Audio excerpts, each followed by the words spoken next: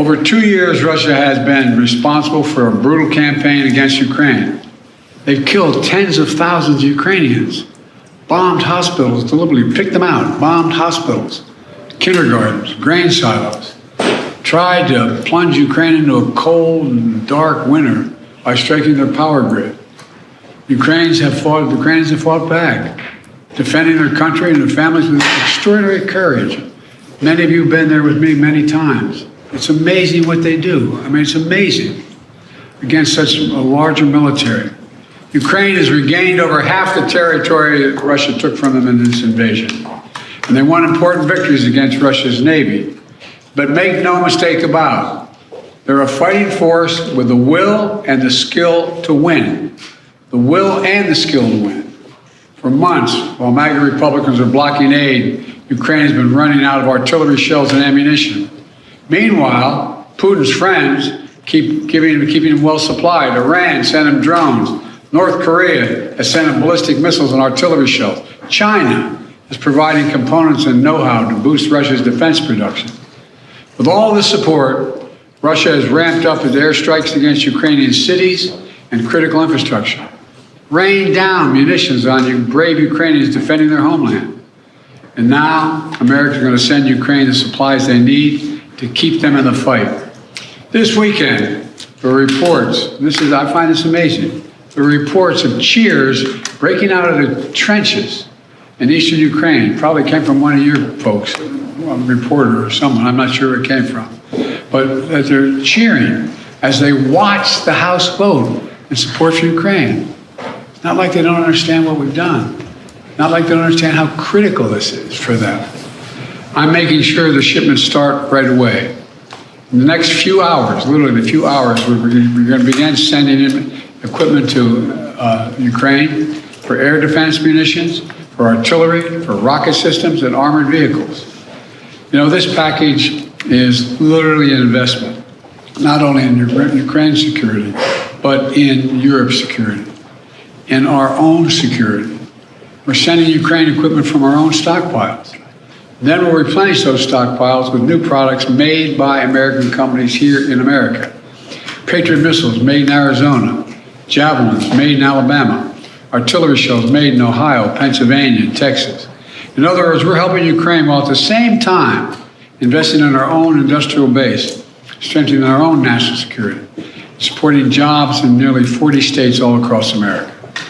You know, the United States is not acting alone, to state the obvious. Our allies in Europe and around the world, who've constantly been asking me, are we going to step up? We're not going to walk away, are we? How many, and some of you have been to these international meetings with me, they're very concerned. Had we failed to step up, Lord only knows what would happen to the cohesion in NATO. They're also sending significant help to Ukraine. We're all standing together against this brutal dictator. As I've argued for months, this is directly in the United States' national security interest. If Putin triumphs in Ukraine, the next move of Russian forces could very well be a direct attack on a NATO ally. And you all know full well that invoking Article 5 of the North Atlantic Treaty would be the first thing that comes to mind, which declares an attack on one as an attack on all. If Putin attacks a NATO ally like he's attacking Ukraine today, we'd have no choice but to come to their aid, just like our NATO allies came to our aid after the September 11th attacks. That's why we're supporting and surging support now to Ukraine, to stop Putin from drawing the United States into a war in Europe and in the future. These ATACMS missiles, which stand for Army Tactical Missile System, are renowned both for their accuracy and their range of up to 300 kilometers. They were sent on the condition that they be used only inside Ukrainian territory and were launched to strike an airfield in occupied Crimea last week.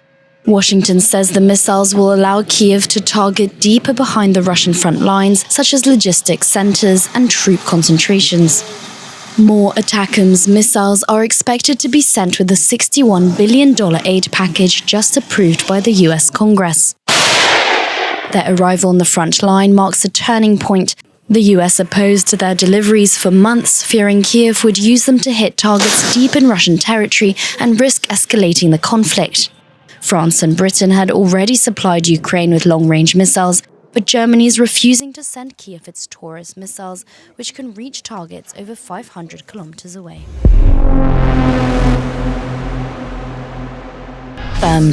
Washington announced on Wednesday the Biden administration had agreed to quietly transfer these weapons as part of a $300 million aid package in March. I'm able to confirm, as you've heard from others, that in February, the president directed his team to provide Ukraine with a significant number of ATACMS missiles for use inside Ukraine's sovereign territory. So we've already sent some. We will send more now that we have additional both authority and money. I'm not going to get into specific numbers for operational reasons.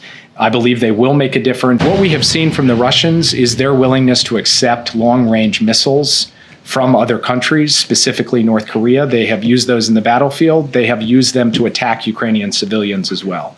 So from our perspective, now that we've resolved our readiness concerns, being able to step up and provide our own capabilities to Ukraine, as partners of ours have, the UK, the French, others, we think it's appropriate to do at this moment. We think it is a good capability in this phase of the conflict for Ukraine, and we will stand behind that foursquare.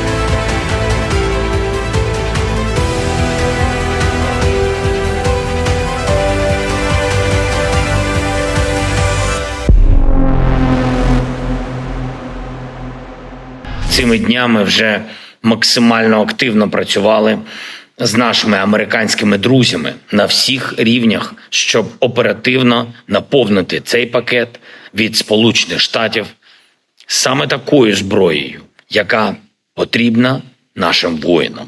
Від атакамсів і артилерії, від протитанкової зброї і ракет для хаймарсів до необхідної ППО і техніки. Я вдячний президенту Байдену, Конгресу, усім американцям, які відчувають, що потрібно вибивати землю з-під ніг у Путіна, не підкорятись йому. І лише так буде дійсно менше загроз свободі. Разом ми можемо це забезпечити. Дякую усім американцям на оборонних підприємствах, кожному штату, які виробляють зброю, яка зараз реально захищає демократію і наш спосіб життя.